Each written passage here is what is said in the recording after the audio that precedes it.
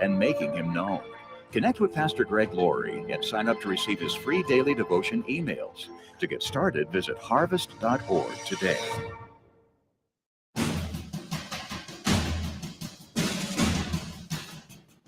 Welcome to another great broadcast of Picking Up the Habit with Brother Tim and Frady here on WPMH 100.1 The Lighthouse. Picking Up the Habit explores biblical topics, culture, and the world around us through a Christian biblical perspective. Join us today and give us a call at 757-488-5299. And now, here is Brother Tim and Frady. Hey, everybody, it's Brother Tim, and I'm sitting here with Frady. Hey, Frady. Hey, Frady.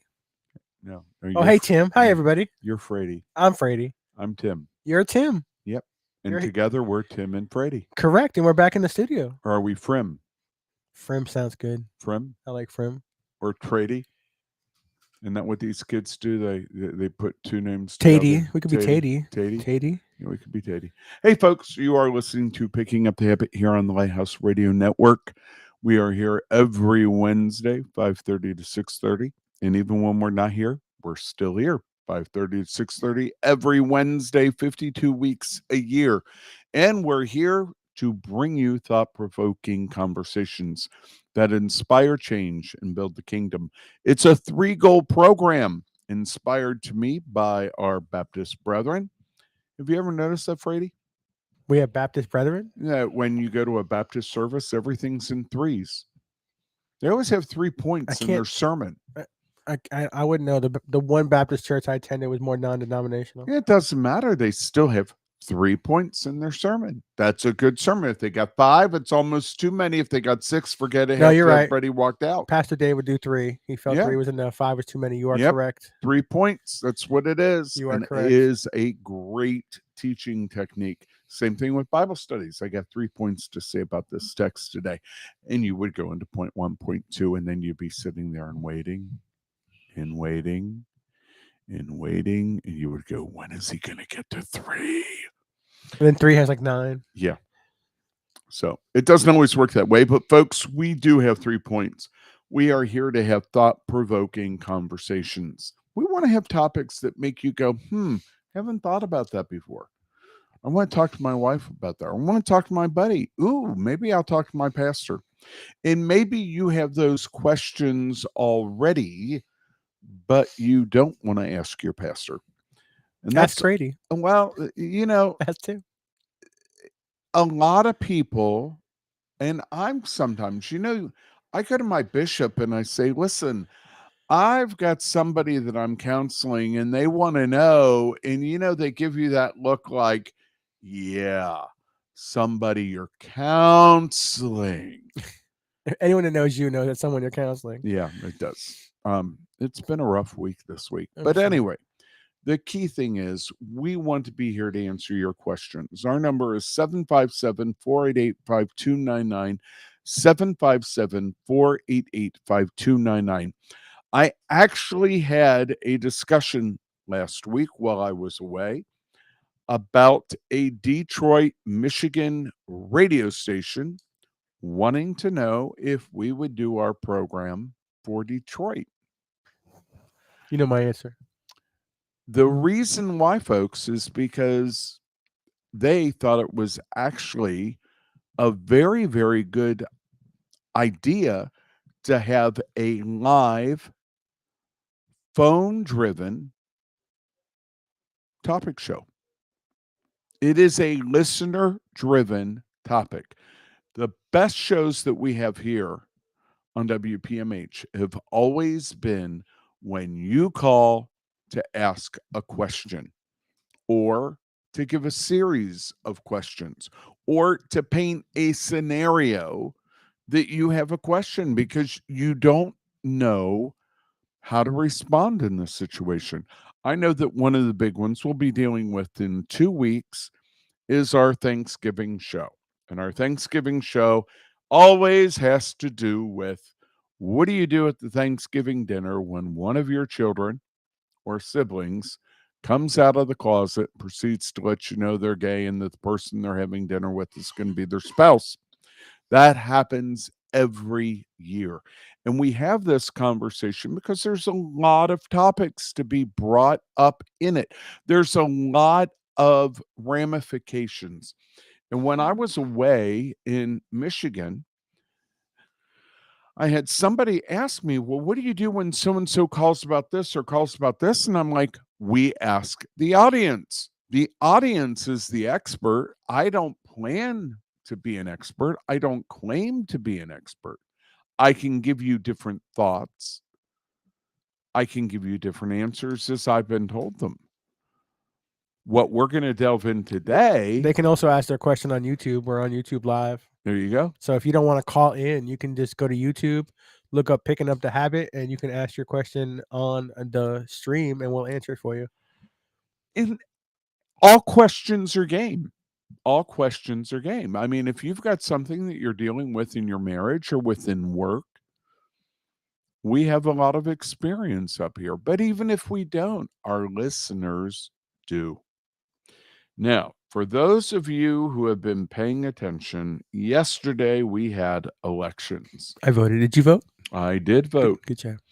And I'm wondering if my vote actually made a difference because in our area, I don't know how close it was, but it was very close for Monty Mason and Gibbs. Gibbs. He won. Was it Gibbs? No. I'm sorry. Begins with the D. Yeah. Sheriff, the former sheriff. Yeah. He won. The former sheriff won. And I am a little bit upset with our current Republican structure. Oh, very upset, actually, because I tried contacting them over a year ago, both local and state. Well, you didn't have a local Republican representative. No, not representative, the party. Right. Okay. But we have a party in Newport News. They get together like once a week or once a month to discuss what's going on.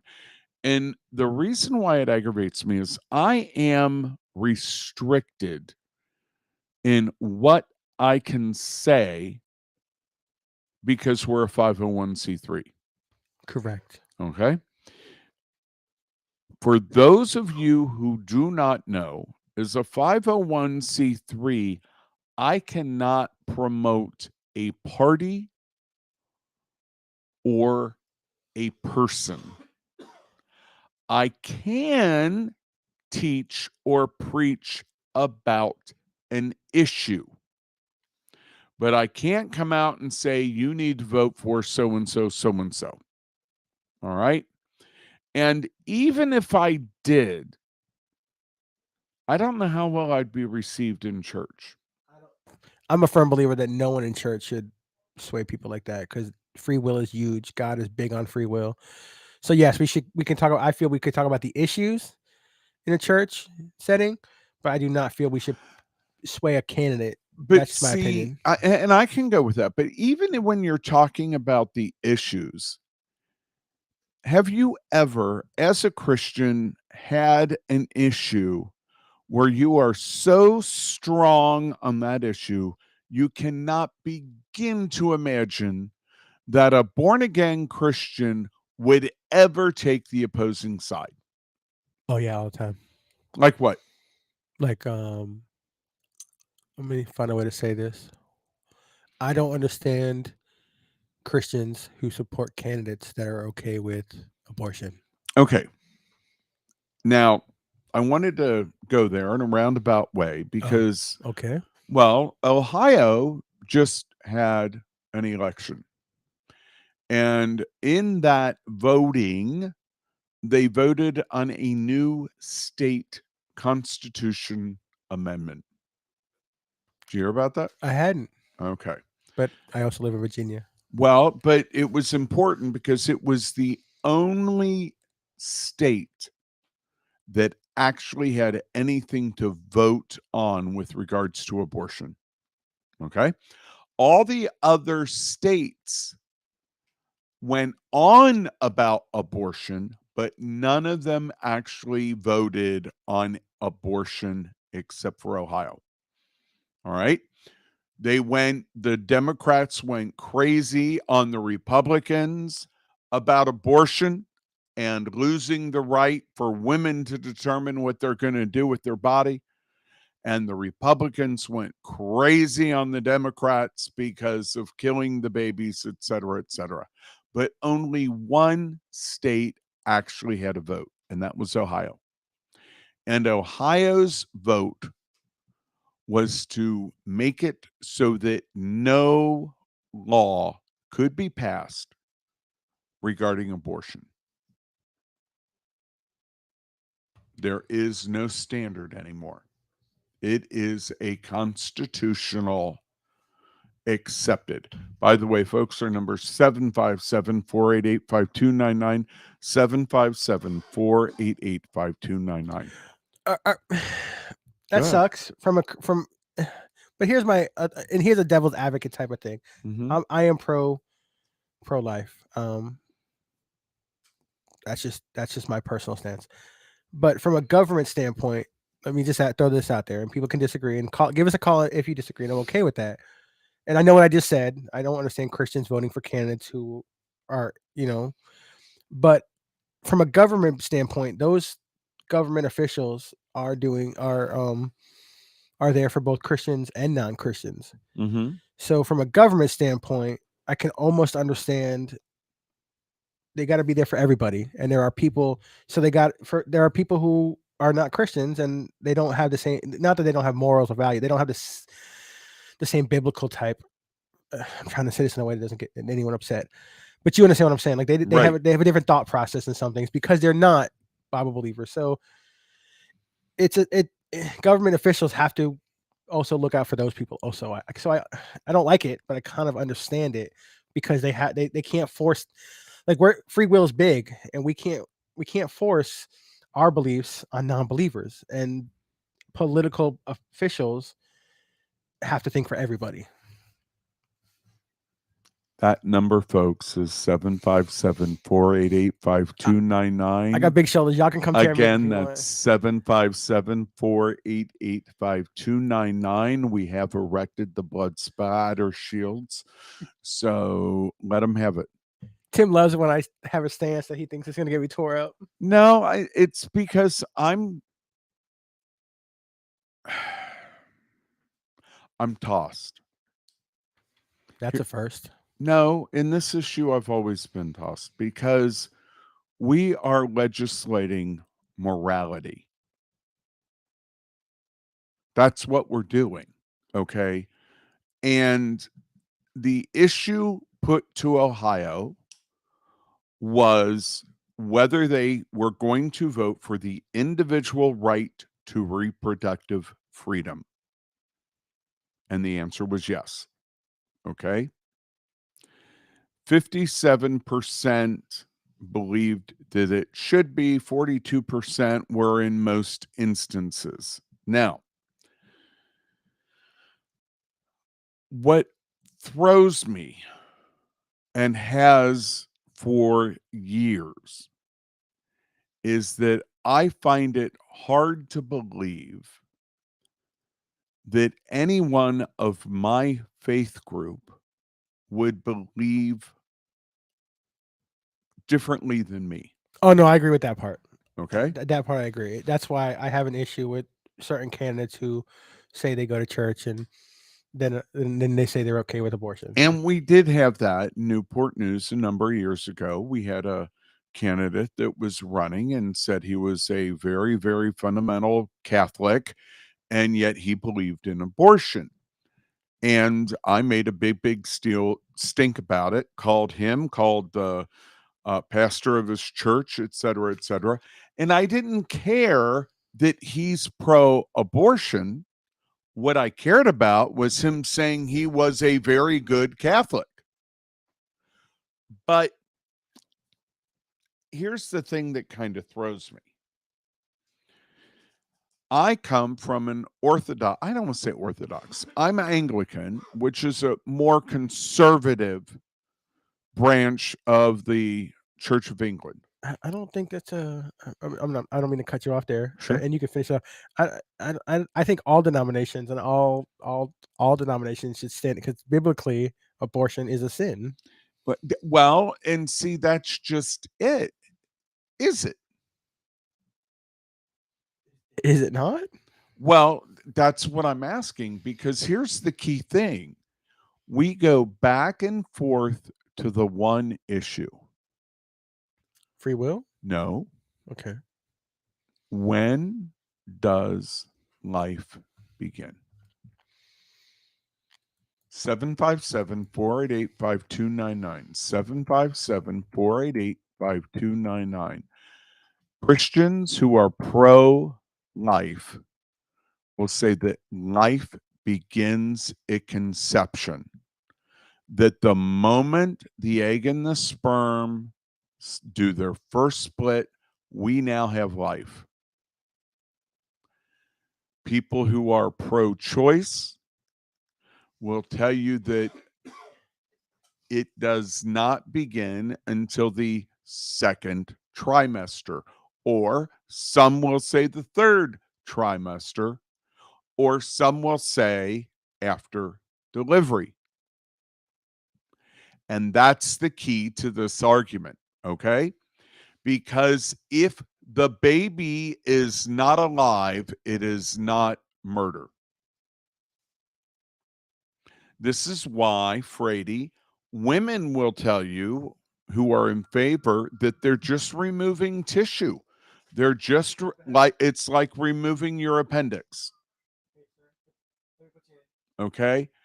And that is the key to the discussion. Okay?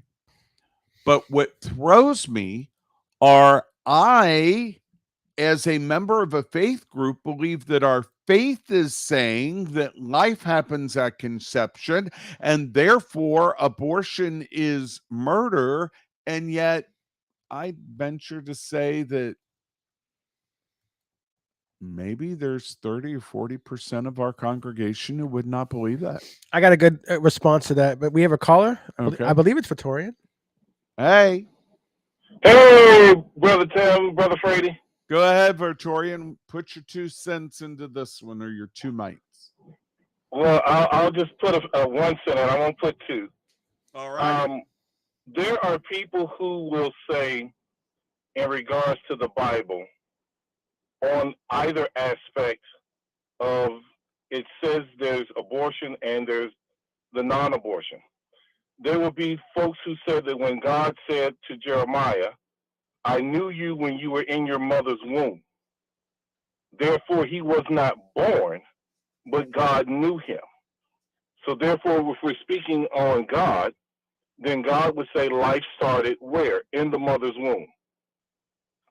Do you have the opposite side of that who will say, well, God told the, different people at different times, the children of Israel, when you go through the land of Canaan, to kill everything. So if there was a woman who was pregnant, then ultimately she didn't give birth. That baby was aborted because what?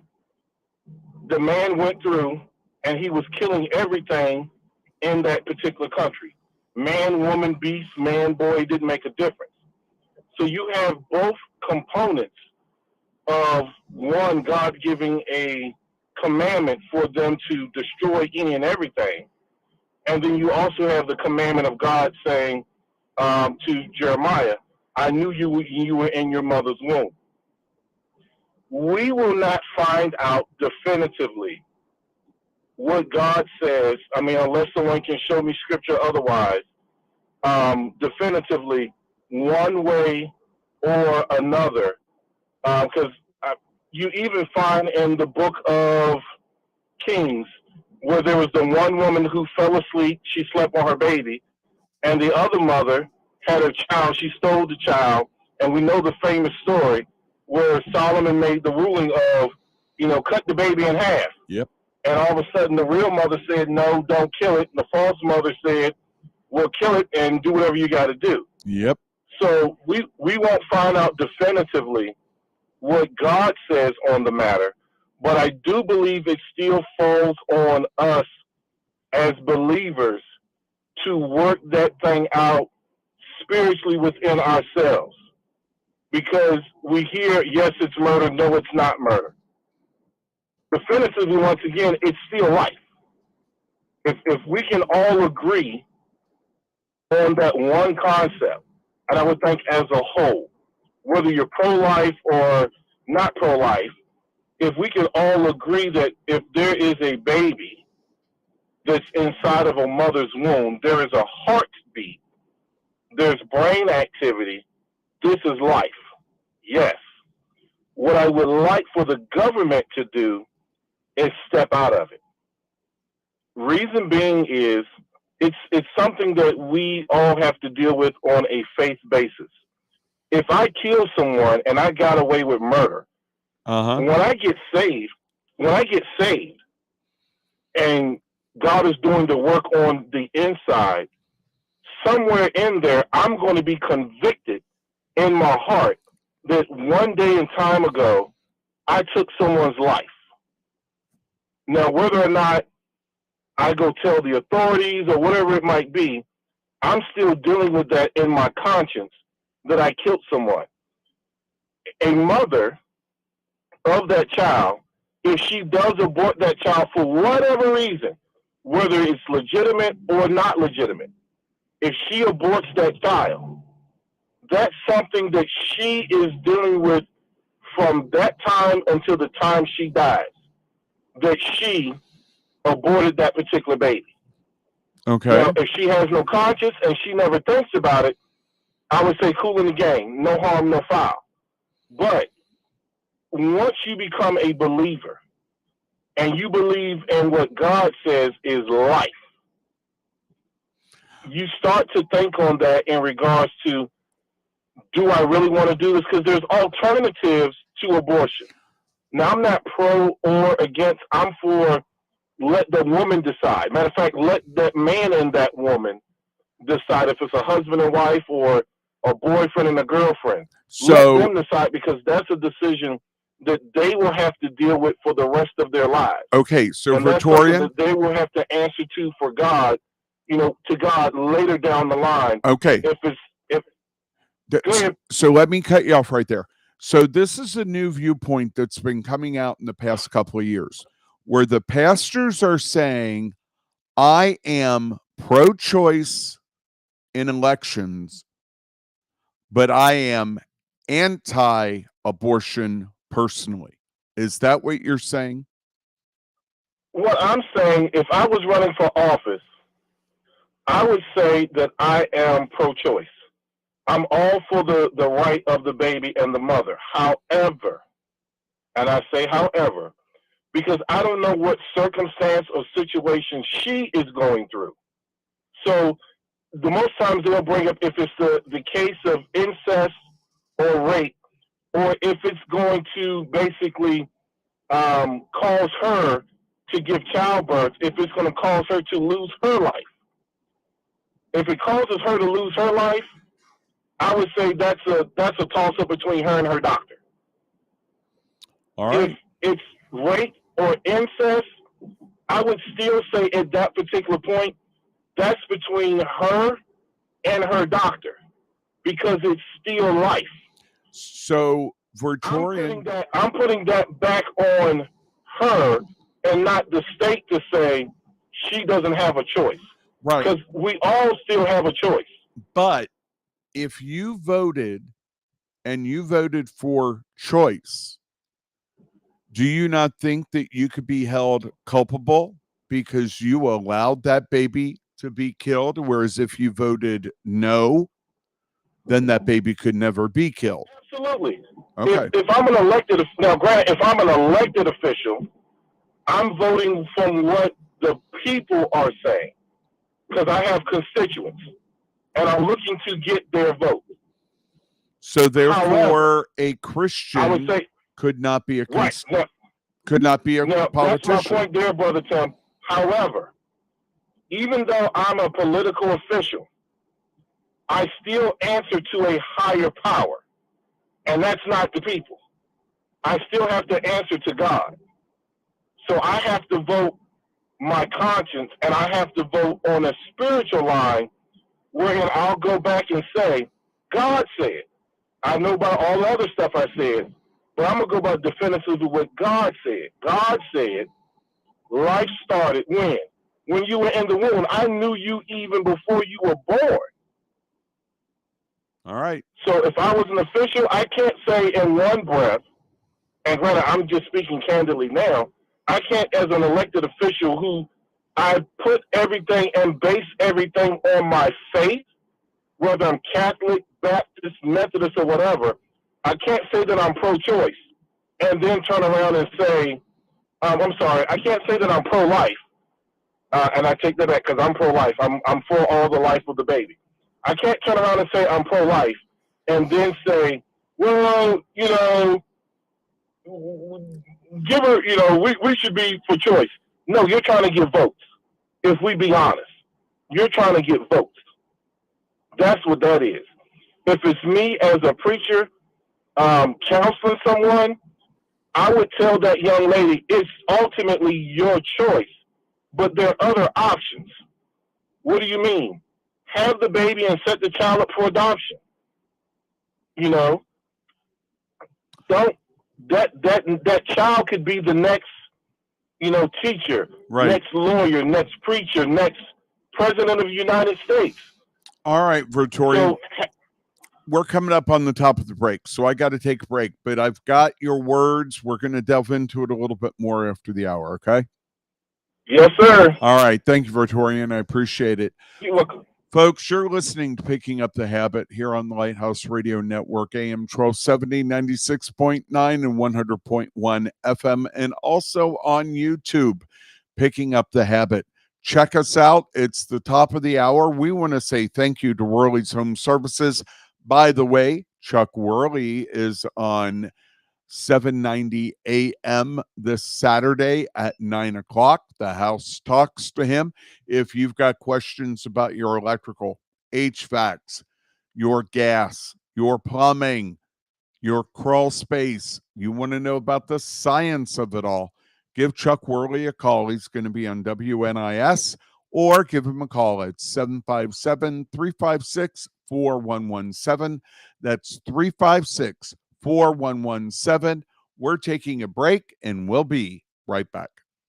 You're listening to The Lighthouse, W245CK Suffolk, W261DI Norfolk, and WPMH Newport News, pointing the way in Hampton Roads. The Lighthouse 100.1 FM is your station for Bible-based broadcasting from some of the most prominent teachers and evangelists in the Christian community. Listen daily to hear David Jeremiah, James Dobson, Charles Stanley, Greg Laurie, and many more, as well as many local pastors. To get a full lineup of all the programs we offer, visit our website at mylighthouseradio.com. The Lighthouse 100.1 FM, pointing the way in Hampton Roads. This fall, it's the Stay Strong Tour with Danny Gokey. Danny Gokey with Austin French and Natalie Lane. A powerful evening of uplifting music and encouragement. The Stay Strong Tour with Danny Gokey, Austin French, and Natalie Lane. Tuesday, November 14th at Spring Branch Community Church in Virginia Beach, Virginia. Tickets are on sale now. Tickets and information at transparentproductions.com. Hey everybody, Greg Laurie from A New Beginning. Did you know that more than 80 million Americans depend on AM radio for conversation, news, weather reports? Many of those AM stations carry the Word of God. Well, listen, there's a new bill in Congress that would ensure AM radio remains in cars, because when cell and internet services are down, this free service could be your only access to vital communication. Visit dependonam.com. Mold, trash, rodents, snakeskin, even deceased animals.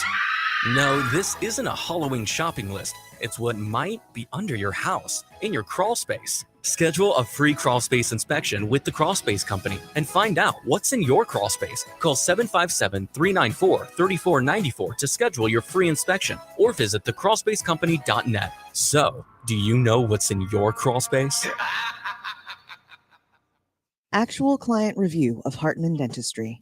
I just want to say that I just went to Dr. Hartman, and she is absolutely wonderful. What did you think when you walked in? Did it just feel like it was a relaxing place to be? Yes, it's very nice, very clean, very bright. You're not sitting in a room with just four walls. The room that I was in, you could see outside. Did you have a wait before you walked in? I was there maybe 15 minutes before I got into the office, and so I got in my chair, and then maybe another 30 minutes while the technician, did X-rays and all. And so, are you going to go back and get your teeth fixed the way she says? I'm going to try. I am going to try because I really trust her. And the only reason I went is because you thought so highly of her. I got to tell you, I'm in love. Give Hartman Dentistry a call at 757-873-3407.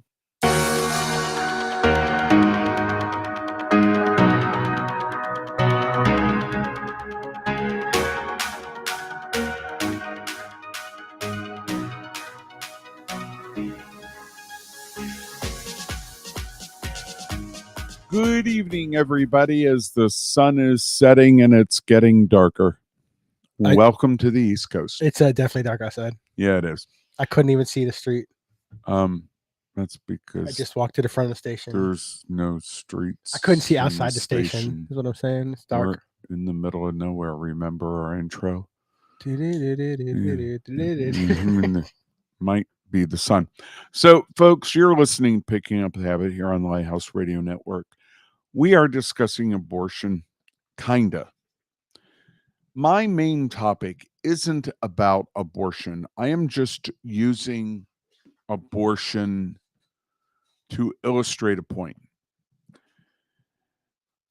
This past election in Ohio, they created an amendment to protect abortion.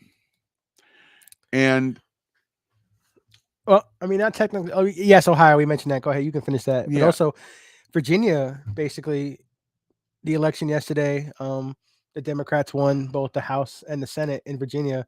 And the main person on the Democratic Party pretty much said there will be no abortion ruling while Glenn Youngkin, our current governor, is governor. Well, and that was the point. Glenn Youngkin was also trying to do a 15-month or 15-week correct law as well. But here's the problem, folks. This is the thing. Now, I have an administrative gifting. And so I know that I think differently than a lot of other people. I think Frady can testify to that. I mean, depending on what kind of people. I mean, people should. Well, with my gifting, I like to delve in and I look at other things. So when I heard about Ohio and having lived in Ohio, I wanted to find out where the balance was. Because here's the thing, let's face it. The discussion in abortion, as Vortorian just clearly illustrated, and as you have illustrated, has two basic components. True. Political and spiritual. The political component is, should we legislate behavior upon somebody else? The other component, the spiritual component, is there life? And if so, at what point? It's why I don't run for politics. Okay. I would love to be a governor. Anyone who knows me knows that, or mayor, or like a local election. I would love to have some type of officer, but I ultimately don't because of that. Since I became a Christian, because of that reason, like I'd have to, because I would understand. I would have constituents who are not believers. How do I purposely put my beliefs aside and make decisions that are good for everybody? But see, that's the whole point. When it comes to the topic of abortion, if you're pro-life, you are literally erring on the side of everybody's life. Oh, I agree. But Well, therefore, agree. if you are representing your constituents, you're representing all of them, including the unborn baby. again, If you are not representing all your constituents, then you believe in pro-choice. I agree personally, but I also know a lot of people who don't agree because they feel it's a woman that we're taking the rights away from the females. I understand it. Well, and see, here's where I go back and forth. Why is it the rights of the female and not the husband too? Well, that's a whole different topic. No, it isn't, Oh, because I the know husband helped create that life to begin with as well. Oh, I agree. I personally know I have a friend, and yes, it's a friend. It's not like this is a friend. We'll talk about it afterwards, Frady. Well, I know. He was married. Him and his wife got pregnant, and she went behind his back and got an abortion because she did not want children. Right. And she didn't even tell him. She didn't even have it. She told him after it all. He had so I agree with that respect. I feel like, yeah, if it takes two to tango, but see, here's the weird thing. That's just my personal opinion again. Here's the weird thing. Sitting right now in EVMS, there are hundreds, if not thousands, of embryos that have been frozen. Correct. They cannot destroy them upon the woman's right. They need to have both the woman and the man. Now, why are those embryos protected without both parties agreeing, and yet the one in the womb is not? Yeah, that's very weird. See, this is the whole thing. We're very, very convoluted on this. And when Roe v. Wade was there, we were all under that blanket. And now every state is going to be different. Oh, yeah, yes. And yes. I'm finding it very, very hard as I look at these elections that we're boiling everything down to a single issue. And in essence, that issue is legislating morality. It was the same thing with sex between two men or two women. That was morality that was on the books until recently. Marriage, that's morality according to Christians, Jews, and Muslims. And here's the thing. The big issue is in the United States. My number is 757-488-5299. Do you know, Frady, that in countries in Africa, being homosexual still gets you stoned? Yeah.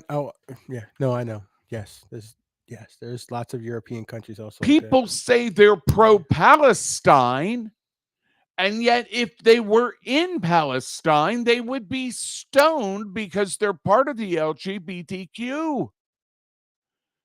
And they say free Palestine. So what? So they can stone more of you? That's morality. I agree. I got nothing on that one. Okay. This is the thing. Do we as Christians have the right to legislate morality?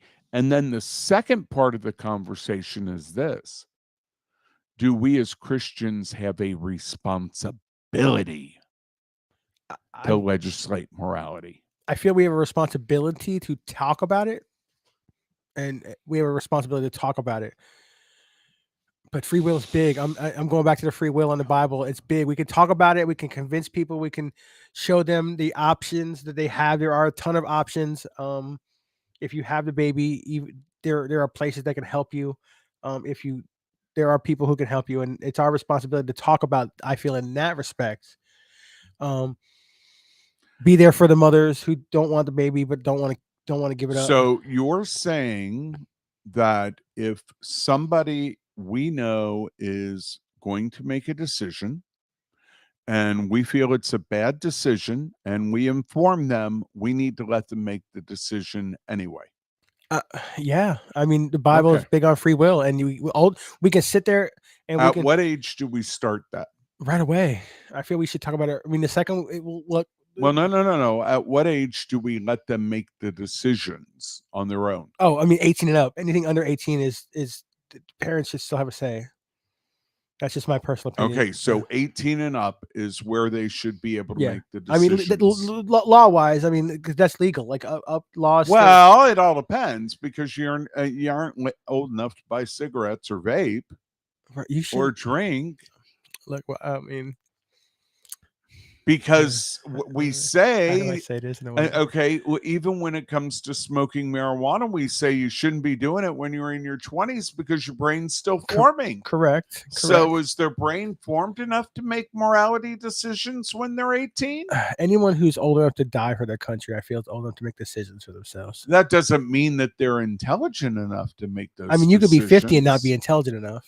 but that's what we're relying on. I guess it all depends on their mental capacity of who they are as a person. But see, that's where I'm coming from. And this, folks, is where I'm really, really struggling with this. By the way, our number 757-488-5299. I am very much struggling with our current political structure, where we are in the world. All right. People don't even realize what's happening in Israel. Nobody talks about it. Nobody talks about Israel and Palestine. Nobody talks about Israel and Hamas versus Israel and Palestine. I wonder how many of our listeners really realize what's going on.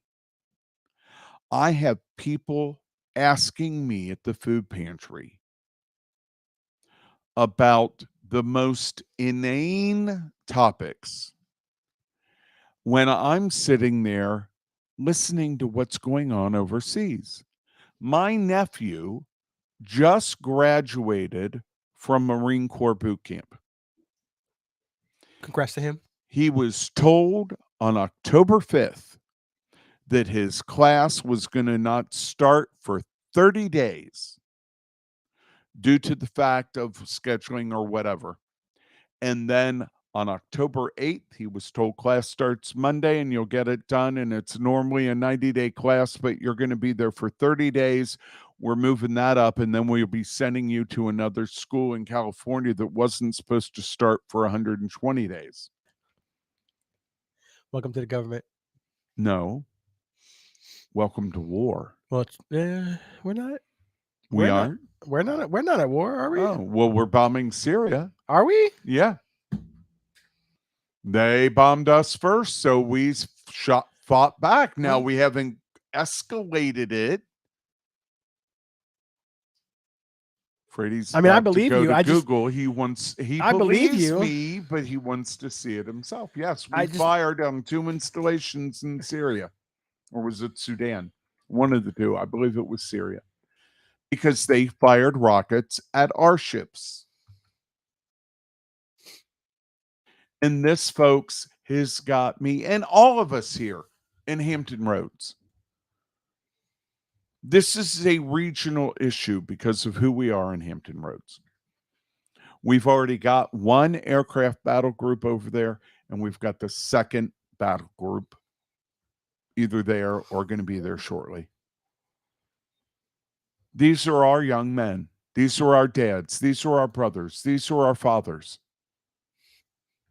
And in this area, we know what this means. Now, I don't know how many of you were here when Afghanistan happened, but I used to be employed by a grocery store chain that's no longer here. And I remember them closing grocery stores because this place became a desert. Because all the wives and children packed up and went back home to be with family because they had no idea when their loved ones were going to be back, or God forbid, even be back. That's the type of world we're in right now. And I look at these things that are going with Ohio, what happened in Virginia.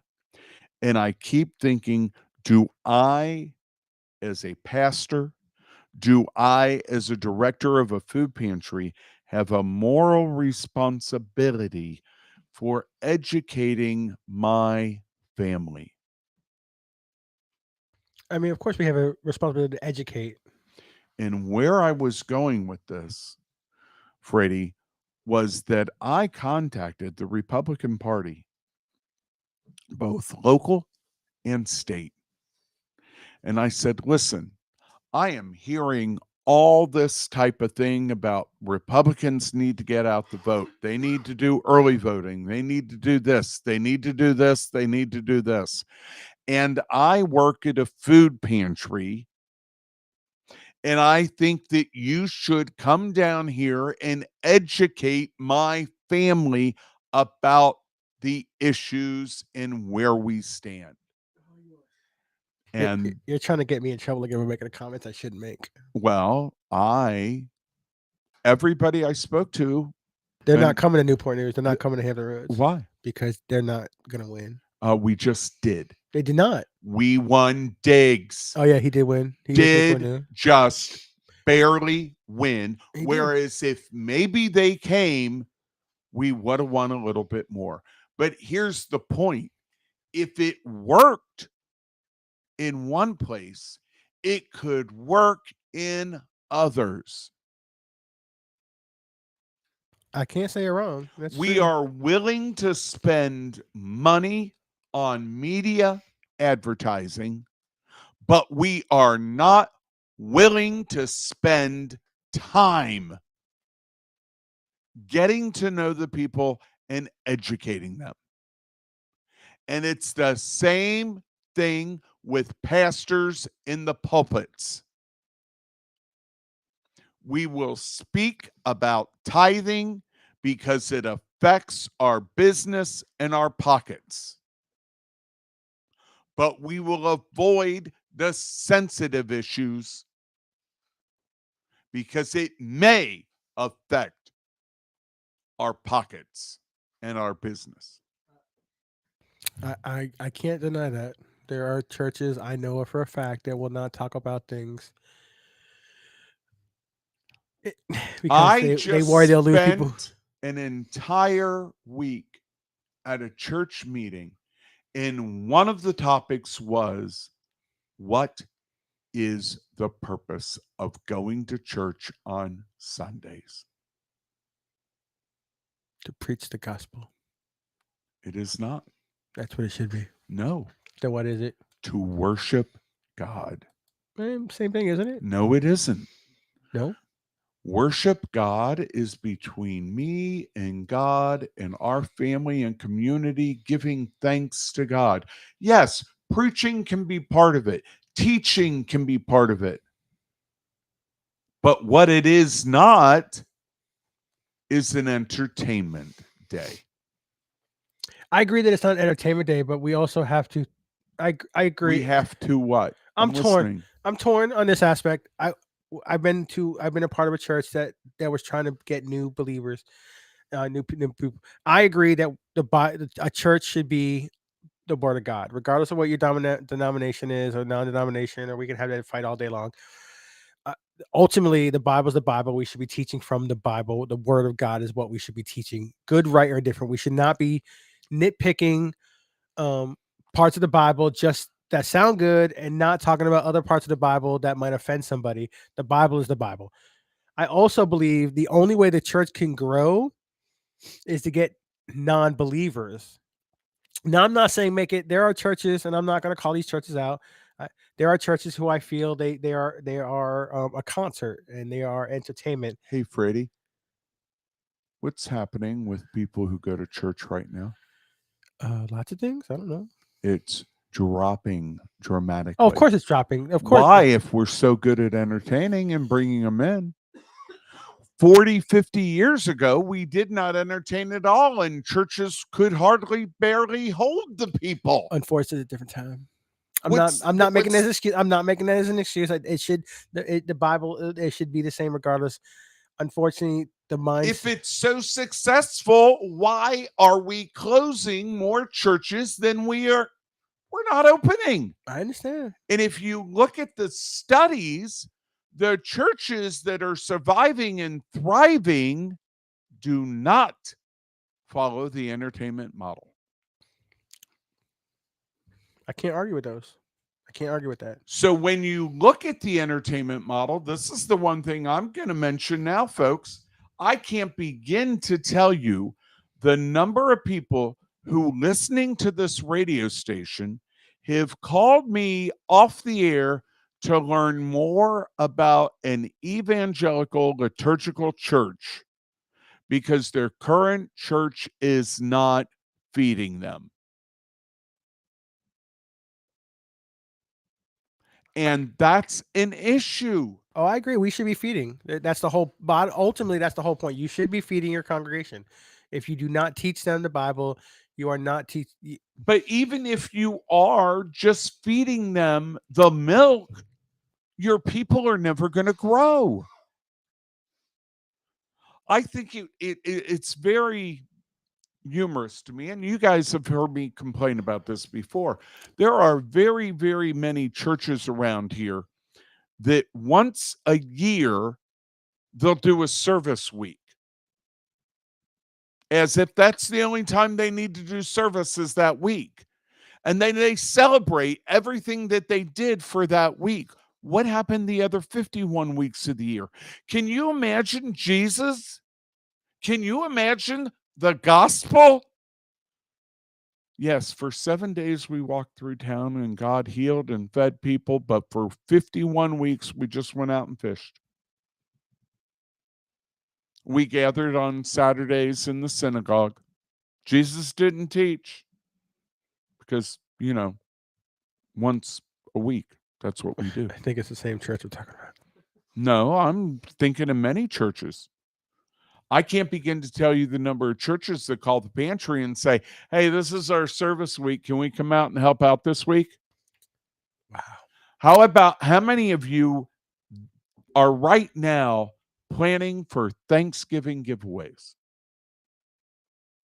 People come to me and say, what are you doing for Thanksgiving? You know what my answer is? We serve the 51 weeks of the year. You know it. My church, same thing we do the other 50 weeks of the year. my church is doing a Thanksgiving giveaway, but it's also in the same neighborhood we are at twice a week. There you go.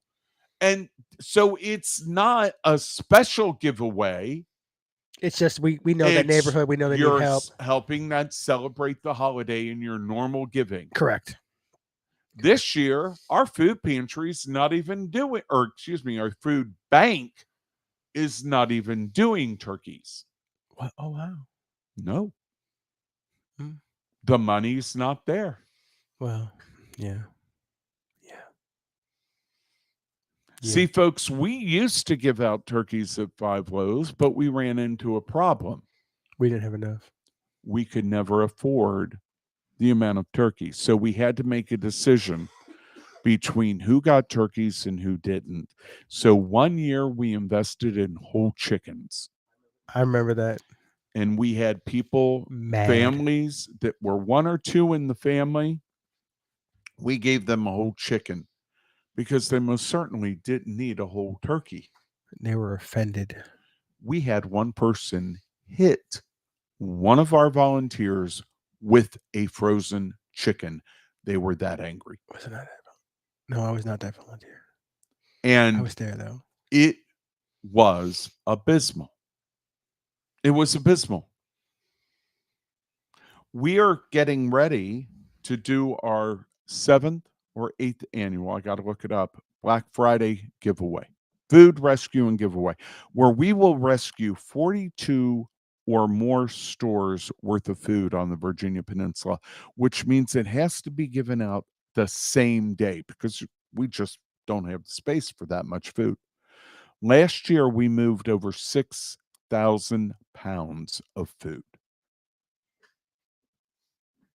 because nobody else will pick it up.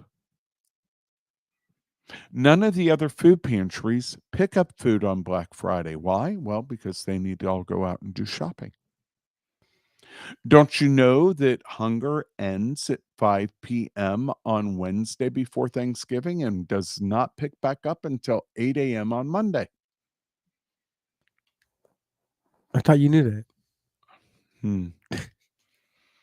The thing is, folks, we are at a point in our lives where we need to make some decisions for ourselves. Parents need to make decisions for our family. Are we going to live for Christ? Or do we expect that Christ will fall behind how we live? As Christians, when we wake up every day, we're to be out there living as Christ, giving, serving, helping. Those should be everyday activities. And literally, there's something that we could be doing every day in all those areas. If people can't tell we're a Christian by the way we live our life, then we better shape up our lives. That's what our job is. When we go to church to worship God, not to be entertained. When we go to church, it's to fellowship with each other, to raise each other up in prayer and family. And when we discuss politics, we need to do it in the mind of being a Christian. I'm Brother Tim, sitting here with my man Freddie. That's me. We'll be back next week. We're here every week from 5:30 to 6:30, bringing those topics you want to do. By the way, did you hear that a certain prosecutor did not get reelected this term? I hadn't. Oh, maybe that was the one who let a certain pastor go on sex charges and didn't prosecute him, and they did not get reelected into office. That's not shocking. I know, isn't it? God gets his. By the way, I also heard that church is up for sale for $20 million. That's not shocking also. So I don't know if that's true, folks. I do know it was in the paper today. I want to give thanks to all of y'all for listening. Thanks to Worley's Home Services and to Hartman Dentistry. Folks, if you want to smile again before Christmas, give Dr. Vanessa Hartman a call at 757-873-3407. That's 757-873-3407. See Dr. Vanessa Hartman. Get your teeth taken care of. They have financing available, and bring your smile back. When you walk out of that office, be smiling because, well, your family deserves it. We'll see you next week.